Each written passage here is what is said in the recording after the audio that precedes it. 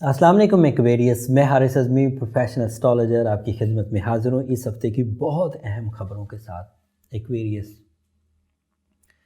कुछ solar events ऐसे होते हैं जिन इवेंट्स का इम्पैक्ट आपके पूरी लाइफ पर आता है।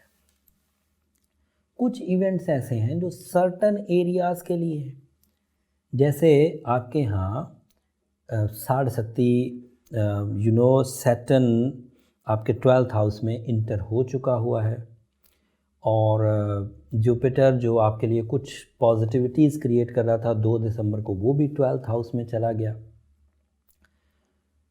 अब इस हफ्ते 22 दिसंबर को सूरज भी 12th हाउस में चला जाएगा। तो सिर्फ सूरज का 12th हाउस में जाना इतनी बड़ी प्रॉब्लम नहीं थी, वो 30 दिन का प्लैनेट है।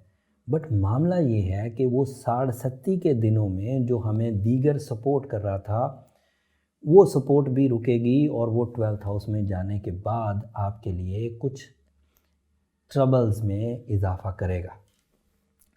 बात यहाँ भी ख़त्म नहीं हुई है एक्वेरियस, अब समझने की ज़रूरत है। मैं जो हकीकत है वो बयान कर रहा हूँ, कोशिश करता हूँ कि इसको अच्छे अंदाज से आपके सामने रखूँ ताकि आप इस मामले को समझ सकें। 22 तारीख को सूरज जब 12th हाउस में इंटर होगा तो आपको साढ़ शक्ति के रफ़ा करने के लिए जो सपोर्ट मिलना थी वो भी 26 तारीख को ख़त्म हो जाएगी, क्योंकि सूरज 26 तारीख को ग्रहण ज़दा हो जाएगा। साउथ एशियन कंट्रीज़ में सूरज सुबह 7 बजे तुलू हो रहा है आजकल, और वो जब तुलू होगा तो ग्रहण के साथ ही तुलू होगा एंड 5 घंटे का ग्रहण दोपहर 1 बजे तक चलेगा। एंड सूरज ग्रहण में जाए तो आपकी वो तमाम विल जिसकी वजह से आप नेगेटिविटीज़ को अपने हाथ से दूर भगाते हैं, एनिमीज़ को दूर भगाते हैं, गम को दूर भगाते हैं, एक्स्ट्रा थिंकिंग को दूर भगाते हैं, वो वाली ताकत आपकी कमज़ोर पड़ेगी। गम आप पर हावी होने लगेंगे, एक्स्ट्रा थिंकिंग आप पर हावी होने लगेगी, मुखालफीन आप पर हावी होने लगेंगे एंड ख़ुद भी आपकी ज़ात में इरादों की कमज़ोरी लाहक होगी। ऊपर से साढ़ शक्ति, उसको भी आप इग्नोर नहीं कर सकते। और तीसरी खबर ये है कि जब सूरज कमज़ोर पड़ता है तो क्योंकि लॉर्ड ऑफ सोलर सिस्टम है, सभी सितारे सूरज की रोशनी से चमकते हैं, और सूरज ही कमज़ोर पड़ जाए, ग्रहण ज़दा हो जाए, तो सभी प्लैनेट्स को उसका नेगेटिव इम्पैक्ट आता है। और ये वाला ही वो ऑप्शन था जिसको मैंने शुरू में, वीडियो के शुरू में बोला कि कुछ सोलर इवेंट्स ऐसे होते हैं जो ज़िंदगी के हर ही शोबे पर असर डालते हैं, चाहे वो शोबा शख्सियत का हो, चाहे वो शोबा फितरत का हो, चाहे वो कारोबार का हो, मटेरियल एडवांटेजेस का हो, कैरियर सेक्टर का हो, अजीज़ व अकारब का हो, फ़िज़िकल हेल्थ का हो, रिलेशनशिप का हो, लव लाइफ का हो, एजुकेशनल फैक्टर का हो, ट्रैवलिंग फैक्टर का हो, प्लानिंग फैक्टर का हो। ये सूरज की कमज़ोरी सभी आपके फैक्टर्स ऑफ लाइफ को डिस्टर्ब कर सकती है। जो एक्वेरियस अपनी साढ़ शक्ति को तोड़ने के इंतज़ामात कर चुके हैं, उन्होंने ब्लू सफ़ायर पहन लिया है, सूरह शम्स पढ़ ली है, सूरह नजम पढ़ ली है, वो लोग इसके असरात से बहुत हद तक बचे रहेंगे, क्योंकि उनके पास वेपनरी या टूल ऑफ सक्सेस या टूल ऑफ रिपेयरिंग उनके पास मौजूद है, ब्लेसिंग्स की शक्ल में या फिर स्टोन की शक्ल में। एंड दूसरी जो इस असना में, ये तो मालूमात हो गई जो सब मैंने एस्ट्रोलॉजिकली आपके यहाँ 12th हाउस में ग्रहण होने से रिलेटेड, और फिर वहाँ पर 4 प्लैनेट भी हैं एक्वेरियस। आपको ये भी समझना है कि सूरज, जुपिटर, सैटर्न और उसी दिन चांद भी होना है, और वो आपके 12th हाउस में ही होना है, उसको भी इसी ग्रहण के इम्पैक्ट में आ जाना है। And that create some emotional weakness, some relationship troubles. So ये 4 प्लैनेट्स एक ही हाउस में, और ग्रहण ज़्यादा, ग्रहण तो सूरज को लगेगा एंड सूरज का ग्रहण उन बाकी 3 प्लैनेट्स को भी डिस्टर्ब करेगा।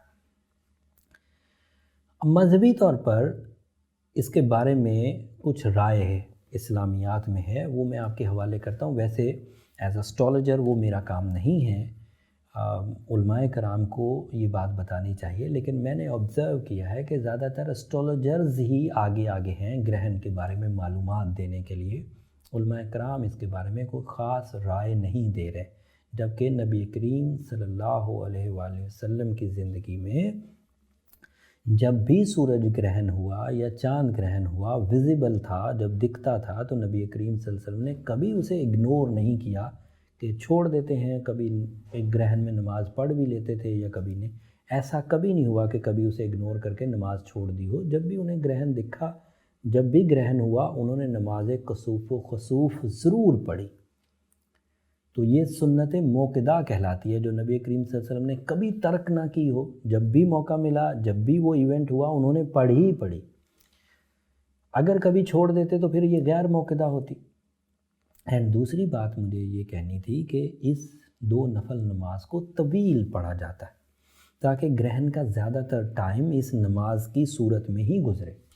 लेकिन ये 5 घंटे का ग्रहण है, 5.5 घंटे का, तो ऐसा तो मुमकिन नहीं है कि आप 5.5 घंटे लगातार 2 नफल नमाज पढ़ें। अगर कोई पढ़े तो बहुत अच्छी बात है, बट जितना ज़्यादा टाइम इस ग्रहण की हालत में नमाज में रहें अच्छी बात है। अदरवाइज़ इस्तग़फ़ार करें, अस्तग़फ़िरुल्लाह रब्बी मिन कुल्लि ज़ंबिन व अतूबु अलैह, या अपने तौर पर जो भी आप इस्तग़फ़ार का तरीका अपनाते हैं वो कंसीडर करिए। ये मज़हबी ज़िम्मेदारियाँ थी जो मैंने आपको बयान कर दी।